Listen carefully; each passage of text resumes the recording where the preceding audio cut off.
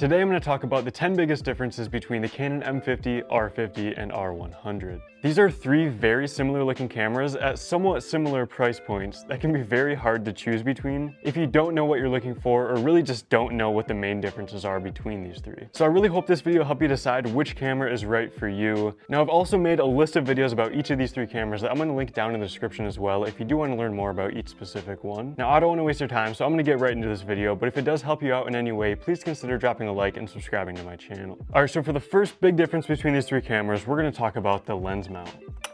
Alright, so if I take all these body caps off, all three of these cameras' lens mounts look fairly similar. However, there's actually a difference between the two R cameras and the M50. So the Canon M50 here has Canon's EFM lens mount. And so this is the lens mount Canon made in the early 2000s as their first entry-level mirrorless camera lens mount. And so all of the M cameras from Canon, like the original EOS M, the M10, the M50, the M5, the M6, and all the other M cameras from Canon have this Canon EFM lens mount.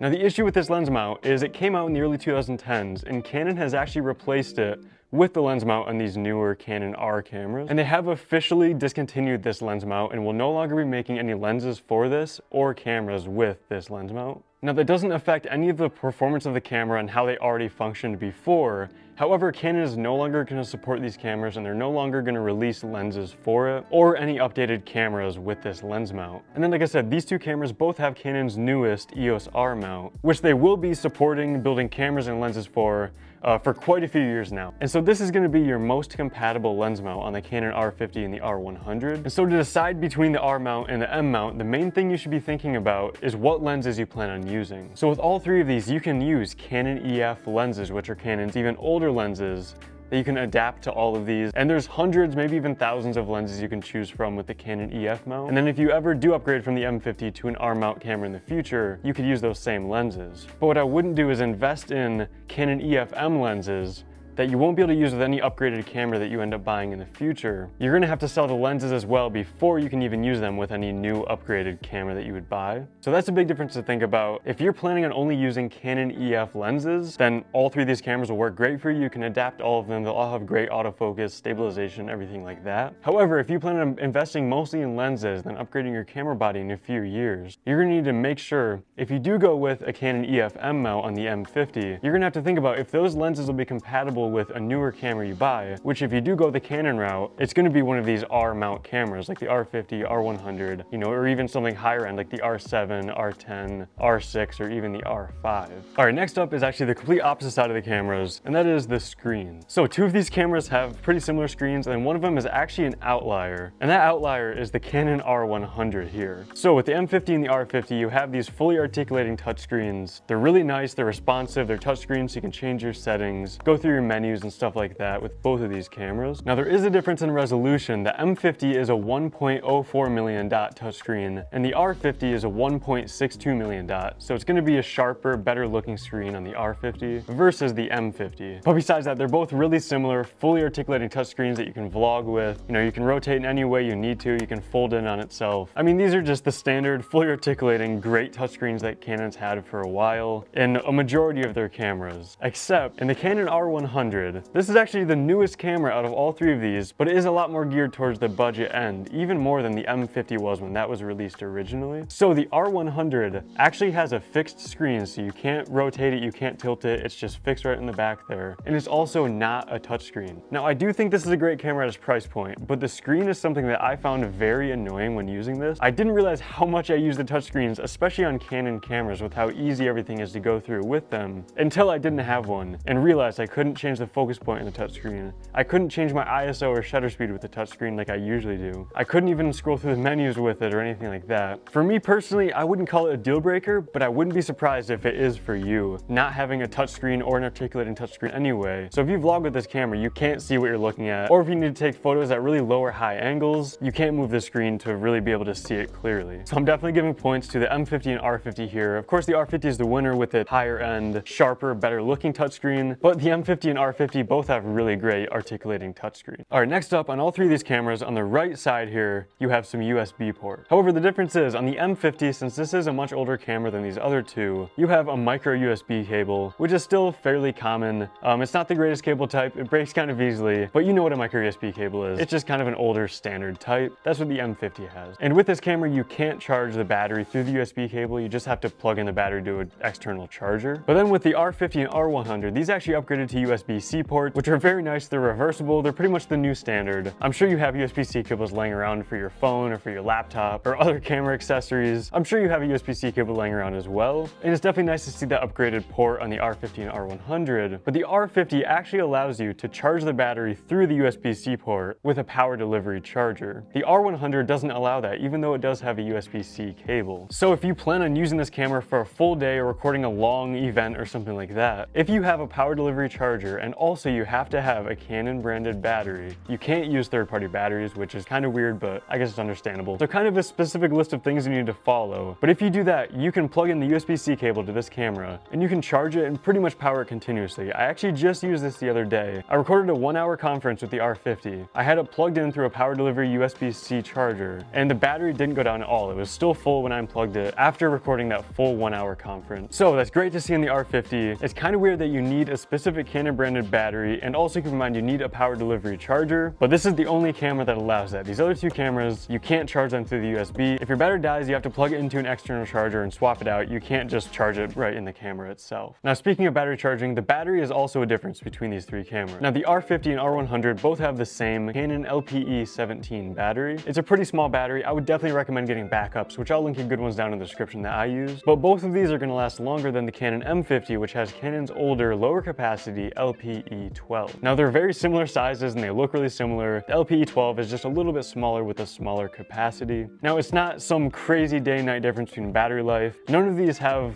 extremely great battery life, but you're going to get slightly better out of the R50 and the R100 with that bigger, newer, better battery. All right, next up, we have differences in the hot shoe in these cameras. So with this, the Canon M50 and the Canon R100 both have just a standard hot shoe. You can plug in flashes, accessories, anything you need to into these hot shoe port, and they're going to work just like a normal hot shoe would. However, the Canon R50 kind of went a different route, and this uses Canon's proprietary accessory port. I'm not sure the exact name for it, but this is a proprietary hot shoe that's still the same shape as a hot shoe. So if you have, you know, a microphone or something that doesn't actually use the electronics on the hot shoe, but just kind of slides in there, you know, as like a mounting location, this will still work fine with any hot shoe accessories. However, if you use a flash, this will not work with just a standard flash. It'll work with specific Canon accessories that are built for this exact port, but if you want to use just any standard flash that you probably had on your older camera, you're going to need a $40 Canon adapter that's currently back ordered, that's really hard to get right now. It's really weird. You're going to need to add this extra adapter just to put on a regular flash or something like that. With the R50, this can definitely be a deal breaker for some people. You know, if you're big into photography and use a lot of flashes and flash accessories, you're going to always have to have this adapter that's going to add some height to it. It'll add another breaking point on this camera, and really just an annoying thing that you're going to have to think about if you do a lot of photography and use a lot of flashes and accessories like that. All right, the next difference is autofocus. Now, all three of these cameras have great dual pixel autofocus, and they're all pretty fast. This one is definitely not a deal breaker in any way. However, the Canon R50 actually has Canon's newest upgraded dual pixel autofocus 2. So it bumps up the amount of autofocus points from 143 on these two cameras to 651. It also increases the speed of the autofocus a lot, and you can also track specific subjects like dogs and animals and cars and things like that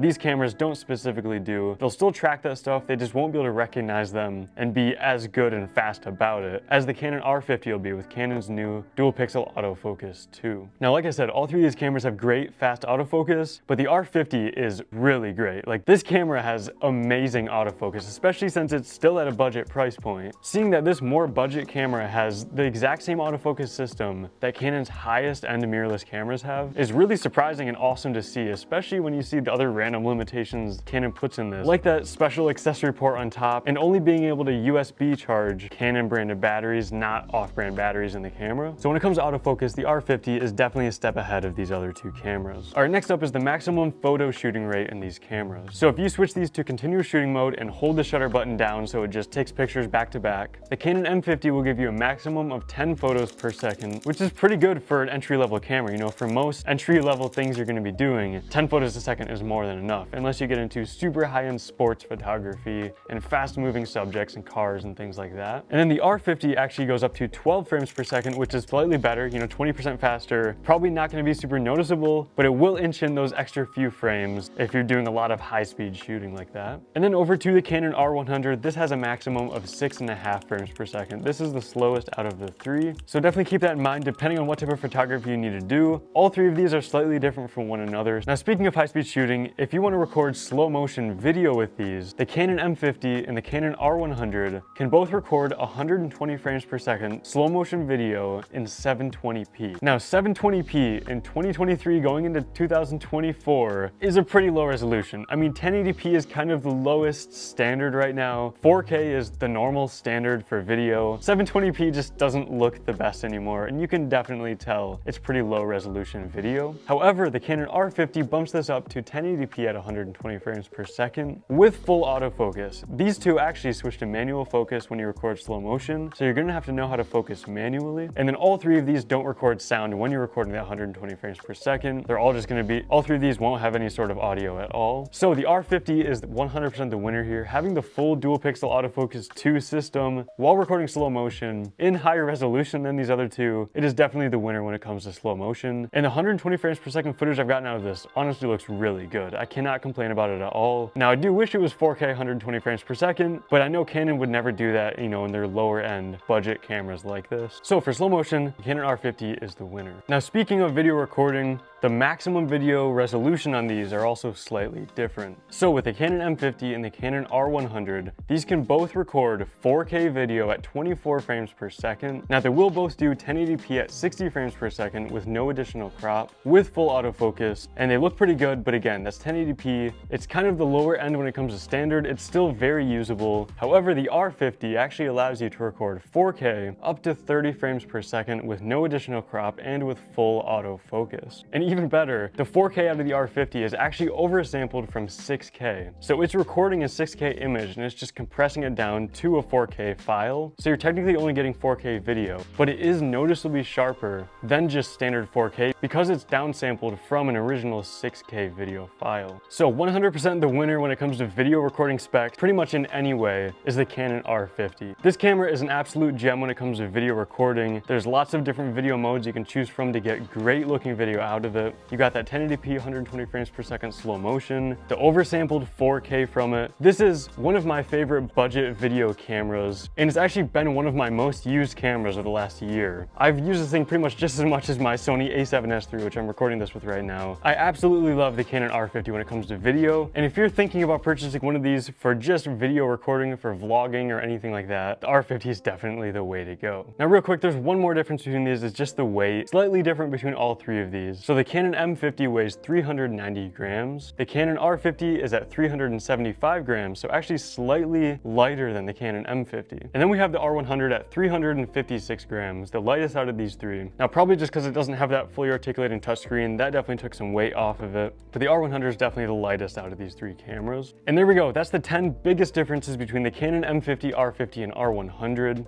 Like I said, if you're planning on buying one of these just for recording video, or at least mostly for recording videos, the R50 is definitely the best option. However, if you're just on an extreme budget and you want the cheapest camera that'll give you good looking photos for, you know, photography, or even just a little bit of photos and videos, the M50 is still great. And if you invest in Canon EF lenses and purchase an adapter for them, which I'll link down in the description, when you do eventually decide to upgrade from this to, you know, maybe one of these cameras or even a higher end Canon camera, you're going to be able to adapt those EF lenses to this mount still, just with a different adapter, which you'll be far better off doing that than buying the native lenses for this, which are discontinued and they won't work with any other newer camera, because then you'd have to sell the camera and all of your lenses and reinvest in different lenses when you just decided to upgrade your camera body. Like I said, I have an array of videos about all three of these cameras that I'll link down in the description if you want to learn more about any of these to further help you decide which one you should purchase, you know, in 2023 going into 2024. But that's it for me. Thank you so much for watching. I hope this video helped you out, and I will see you in the next one.